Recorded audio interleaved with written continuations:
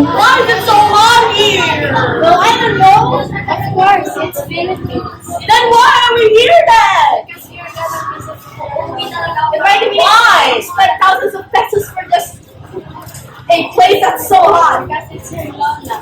Okay, fine.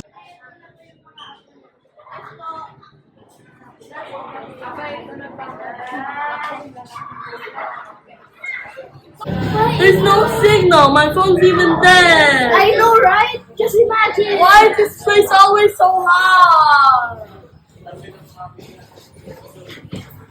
Ito mga batang ito, sanay sa walang kuryente, ganito na lang magkwentuhan na lang tayo tungkol kay Andres Bonifacio. Then who is Andres Bonifacio? Sa kalagitnaan ng mahigit 300 taong pananakop ng mga Kastila, nagpatuloy ang pagkakaroon ng takot sa puso ng mga Pilipino. Hindi makamtan, malayang inaasam. Hindi magawang lumaban dahil sa takot na nakatanim sa kanilang mga puso't isipan. Sa ika-30 ng Nobyembre, taong 1863,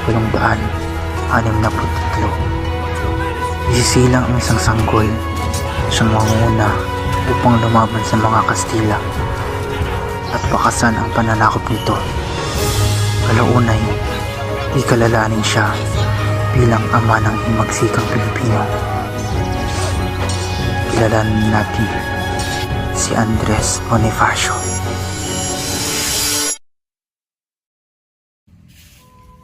Sa kalsada ito ng Balintawak, ang araw ay masigla at mapayapa. Ang mga magkakapitbahay ay nagkakasayahan, pumupuno ng masasayang tawanan at tindig ng mga nag-uusap. Magandang umaga, senyorito. Kamusta ka na? Ako naman ay nasa maayos na kalagayan. Salamat sa pagkakas. Kamusta po kayo? Ako ay nasisiyahan na makita po kayo. O Andres, tagal na natin din nagkita. Mukhang maganda na gising ngayon. Subalit, sa gitna ng kapayapaang ito, ang atmosfera biglang nagbago nang lumapit ang isang Indio sa isang kawal na Espanyol. Senyor, maawa na po kayo sa amin. Wala na po kami ang pagkuhanan ng pagkain at gamot. Ang aming mga kasama may nagugutom na at may sakit. Sana ibigay niyo na po ang aming hinihingi. Blasphemy, Indio, problema ko pa ba yan? Kitang-kita ang kawalan ng katarungan. Ang mga Espanyol na nagpapakita ng kahambugan ay naging sanhi ng pang-aapi sa mga inosenteng Pilipino. Hindi ito nakatarungan. Nakita mo ba yun? Walang awa ang mga Kastila. Kailan tayo nagtitiis? Mahirap na ang sitwasyon natin ngayon. Walang boses na nagtatungkol sa atin.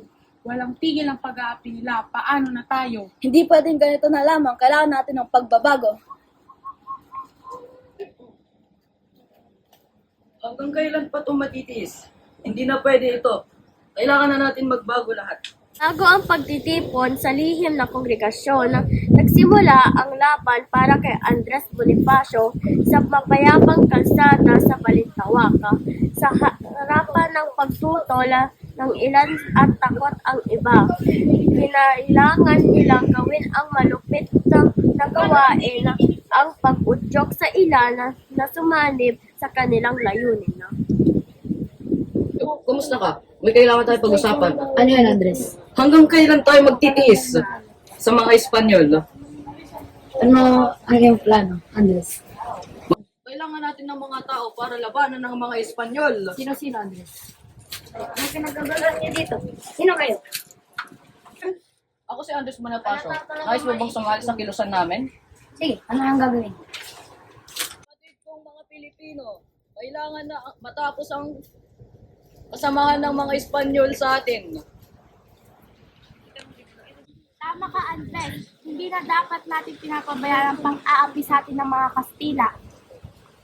Pero paano tayo makakabawi sa kanilang kapangyarihang armas? Ito ang pagsisimula ng pag-asa. Si Andres Bonifacio kasama ang makahalagang personalidad na magiging pangunahing miyembro ng katipunan, ay nagtitipon sa isang lihim na lugar. Ang balita ng di makarugtungang pagtrato sa mga Indio ay agad na kumalat at abot sa mga tainga ng mga kilalang personalidad sa komunidad. Hindi dapat tayo magpabaya, Andres. Tama si Emilio, kailangan nating kumilos at matapos ito. Pero Andres, paano sila natin matatalo? Alam natin na mas magaling ang armas nila. Kailangan natin sila labanan. Mabuhay ang katipunero!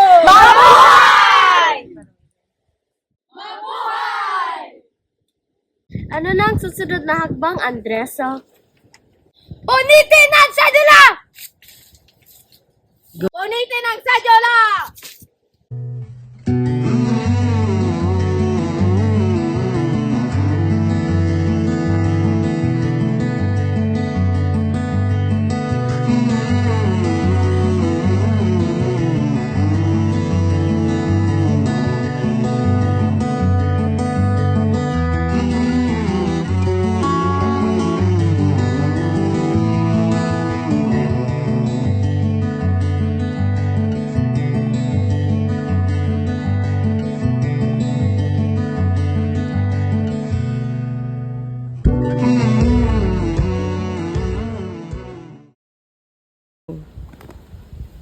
Mabuhay ang Pilipinas!